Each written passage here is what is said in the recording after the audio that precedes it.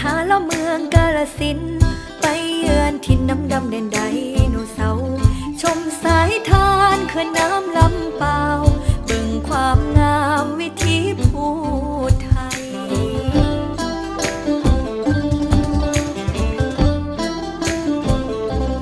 เลาะทำบุญสักการะหลวงพ่อองค์ดำเย็นชุ่มช่ำศูนย์รวมดวงใจ